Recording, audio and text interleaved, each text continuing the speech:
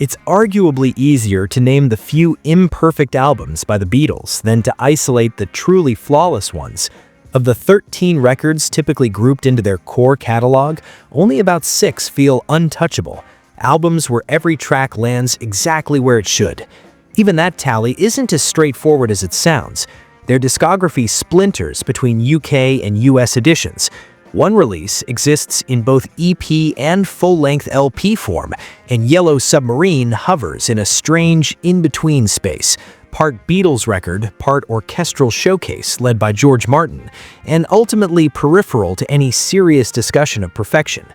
But the 6 albums we're about to focus on, these are giants, canonical works, the kinds of records that clog up greatest albums of all time lists and deserve every inch of that real estate.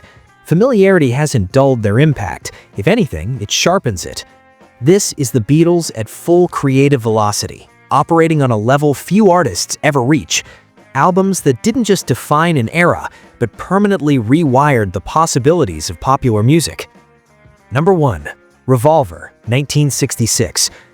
Revolver is an incredibly consistent album, and it's also a rather striking and sometimes unnerving one, with all these factors being a reason why it's the go-to cool pick for the title of Best Album by the Beatles. Maybe the person writing this just isn't cool enough, but still, Revolver is worth considering and shouting out as a masterpiece, even if it's not one's personal favorite. Again, the consistency here is key, and it's also the album that bridges the early sound of the Beatles with their more psychedelic later sound quite perfectly. Released in 1966, the same year the Beatles stopped performing live and started messing around with what they could do in the studio a bit more, Revolver is experimental without spiraling out of control ambition-wise. The Beatles would very willingly spiral out of control and go genuinely crazy a couple of years later, but by then it wasn't as surprising that they were willing to go all out. Revolver, though, probably sounded alarming, in ways both good and bad depending on the listener, back in 1966. It's easy to imagine it as a shock-to-the-system sort of album, and it's also wild to think that at the time of writing, it's 6 decades old. Ahead of its time is a big old understatement. Number 2. Sgt. Pepper's Lonely Hearts Club Band. Sgt. Pepper's might be the most obvious choice for the Beatles' greatest album, and perhaps the least cool pick for that reason, but its acclaim didn't emerge without cause. More lush and theatrical than Revolver, it brought psychedelic rock fully into the mainstream and presented it in a colorful, inviting package. Its supposed concept as a fictional band fades in and out, making it less cohesive than legend sometimes suggests. Still, for 1967, the mere idea of framing an album this way felt bold. The iconic cover artwork only heightened its cultural impact. And then there's the finale. A Day in the Life is among the most ambitious songs the band ever created. Grand, unsettling, and emotionally devastating. Even skeptics who claim the album is overrated rarely dispute the greatness of that closing track. Number 3.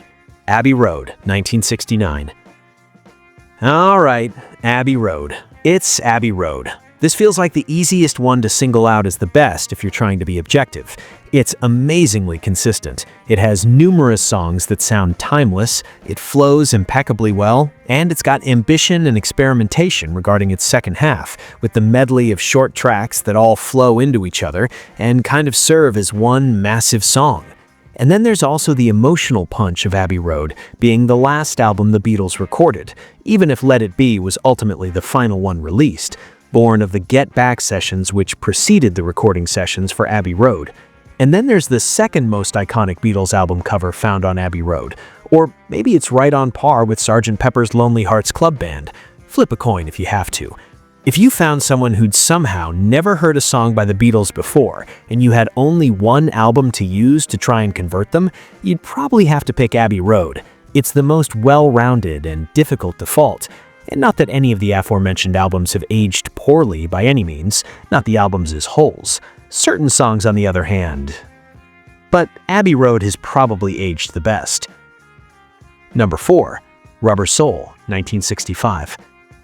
Arriving a year before Revolver, Rubber Soul represents a subtle but crucial shift.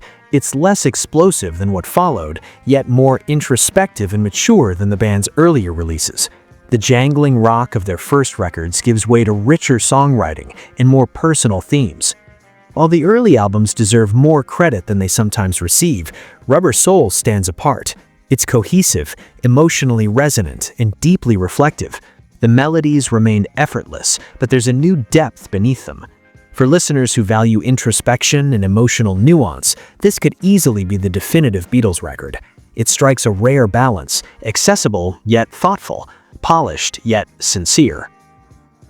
Number 5. The Beatles, White Album, 1968. If Revolver was adventurous, the White Album was fearless. Sprawling across 30 tracks in more than 90 minutes, it captures the band at its most unpredictable. The stylistic range is astonishing. Hard rock, folk, vaudeville, blues, proto-metal, avant-garde experiments, sometimes back-to-back. Not every track is universally adored, but that's part of its identity. The risks are integral to its appeal. When the album soars, it reaches staggering heights, delivering some of the most powerful and inventive songs of their career. Its occasional eccentricities only add to its mystique.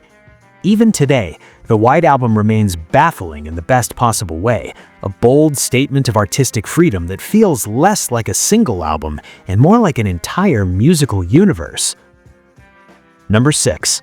Magical Mystery Tour, 1967. Magical Mystery Tour has one of the strangest backstories in the catalog. In the UK, it began as an EP tied to a surreal television film. In the US, it was expanded into a full LP that added recent singles.